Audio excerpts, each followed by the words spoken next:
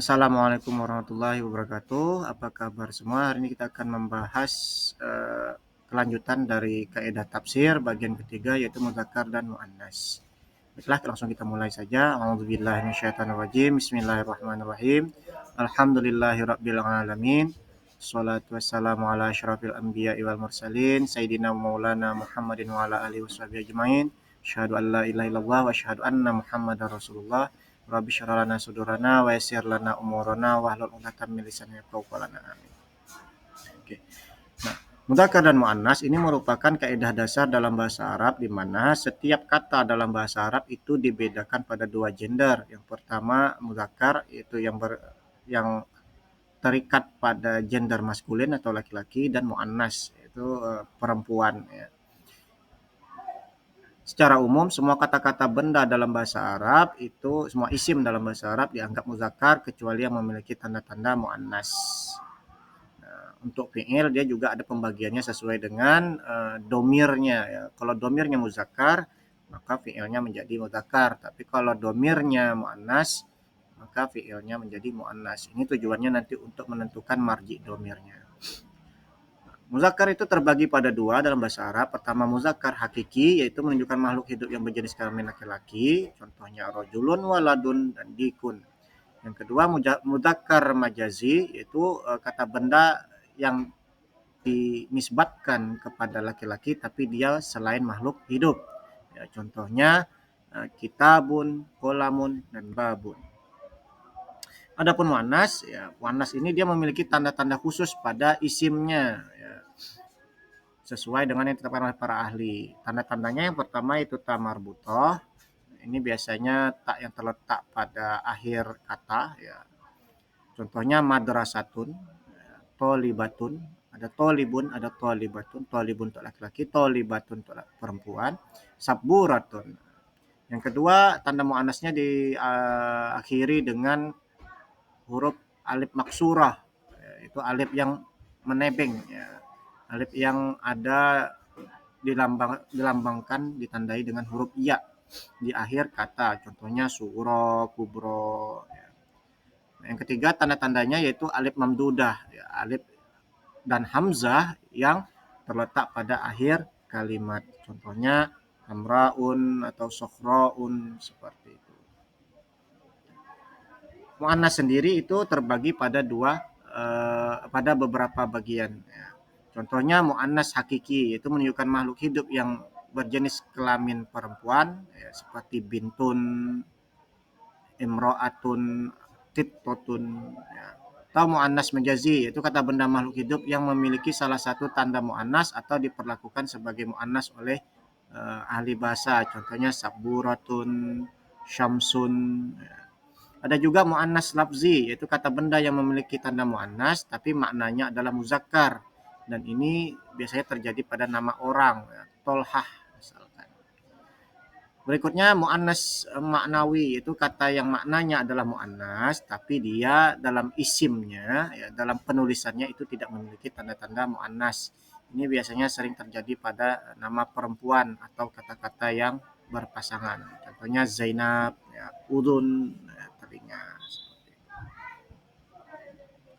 Nah, penentuan gender ke mudzakkar dan muannas ini pada kata benda dalam bahasa Arab sangat penting karena akan memengaruhi pertama kata sifatnya atau naatnya, kata yang mengikuti ya, kata sifatnya. Karena ketika nakirah bertemu nakirah atau ma'rifah bertemu dengan ma'rifah, maka ini harus disesuaikan gendernya. Kalau nakirah awalnya itu muzakkar, maka nakirah berikutnya haruslah muzakkar juga. Begitu juga dengan ma'rifahnya ya. Qalamun jadidun, al madrasatu jadidatun, al madrasatul jadidah atau al madrasatul jamilah seperti itu. Yang kedua, pengaruhnya terhadap isim isyarah ya. Isim isyarah atau kata tunjuk, baik kata tunjuk dekat atau kata tunjuk jauh, karena kata tunjuk dalam bahasa Arab ini juga dia terbagi pada dua jenis gender ya. Ada yang untuk laki-laki, ada yang untuk perempuan. Ya, contohnya hadza hadhihi dzalika tilka. Nah, berikutnya juga kata kerja fi'il ya, harus disesuaikan dengan gender subjeknya, karena nanti untuk melihat marji domirnya apakah khitabnya itu kepada laki-laki atau kepada perempuan. Ya, apakah yang mutakalimnya ini laki-laki atau mutakalimnya perempuan. Ini nanti juga sangat mempengaruhi dalam pemaknaan, terutama penafsiran ayat-ayat yang berkaitan dengan hukum. Nah, adapun kaidah tafsirnya, ya, semua isim jenis dapat dianggap sebagai muzakkar atau muannas. Ya, jika dianggap sebagai muzakkar, maka makna isim jenis tersebut tertuju pada jenis tertentu secara menyeluruh. Contohnya, baqarun, satu jenis tumbuhan, syajarun. Namun jika dianggap sebagai muannas, maka makna yang dimaksudkan tertuju pada banyak jenis. Seperti banyak jenisnya baqaratun, banyak jenis tumbuhan, syajaratun. Nah, jadi kalau dia bentuknya mudzakkar, maka maknanya eh, secara umum, ya, seluruh bagian yang termuat dalam isim tersebut. Atau eh, kalau dia maknanya muannas, ya, dia menunjukkan banyak jenisnya. Ya. Jadi mudzakkar itu satu jenis, muannas itu banyak jenis dari makna yang dikandung dalam lingkup isim tersebut. Jadi yang paling mudahnya adalah ketika kata isim atau fi'il tersebut, isim lah terutama, menggunakan kata mudzakkar, maka dia menunjukkan satu jenis dari eh, makna yang terkandung dalam kata tersebut. Contohnya bakoron, berarti satu jenis sapi, sapi ini gitu ya. Atau syajarun, satu jenis tumbuhan atau pohon. Tapi kalau dia menggunakan kata muannasnya, bakorotun, berarti ini banyak macam sapi ya. Mau sapi Indonesia, mau sapi Persia, mau sapi Arab dan lain sebagainya. Nah, begitu juga syajarotun ya. Berarti bisa jadi dia pohon eh, pohon jati, pohon mahoni, ya, macam-macam ya. Pohon jenis-jenis pohonnya seperti itu. Nah, ini kalau dia mau anas, ya, berarti banyak jenis pohonnya, tumbuhannya. Tapi kalau dia mudzakkar cuma satu jenis saja. Nah, seperti itu.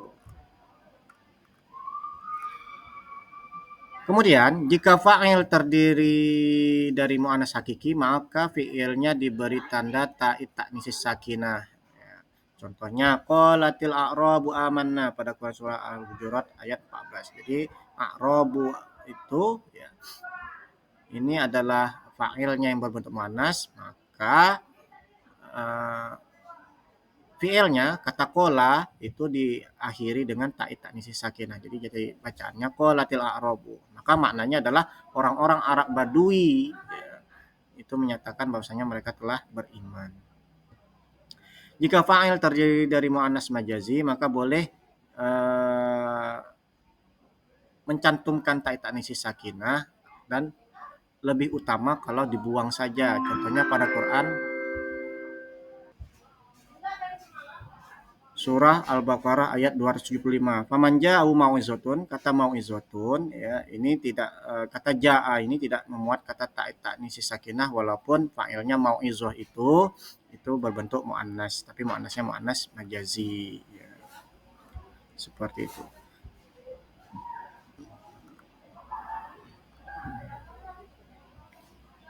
Ya, ini saja yang dapat saya sampaikan. Jadi kesimpulannya, dalam bahasa Arab semua jenis isim ini ditentukan dari dibagi pada dua jenis, ada mudzakkar dan ada muannas. Tujuannya nanti untuk membedakan gendernya, mana yang untuk jenis kelamin laki-laki dan mana untuk jenis kelamin perempuan. Sedangkan pengaruhnya dalam kaidah penafsiran untuk menentukan marji domirnya. Apakah ini dia nanti merujuk kepada laki-laki atau merujuk kepada perempuan, atau dalam pembagian penyebutannya ada yang menunjukkan satu jenis dan ada yang menunjukkan banyak jenis seperti yang sudah kita jelaskan sebelumnya. Dan semua isim itu berlaku gendernya itu mudzakkar kecuali yang memiliki tanda-tanda muannas. Oke, baiklah, ini dapat saya sampaikan. Lebih dan kurang saya mohon maaf jika ada dapat kesalahan, kritikan, koreksi, ya, maupun tambahan silahkan ditulis pada kolom komentar. Kita tutup dengan mengucapkan subhanakallahumma wa bihamdika asyhadu an la ilaha illa anta astaghfiruka wa atubu ilaik. Walhamdulillahirabbil alamin. Wassalamualaikum warahmatullahi wabarakatuh.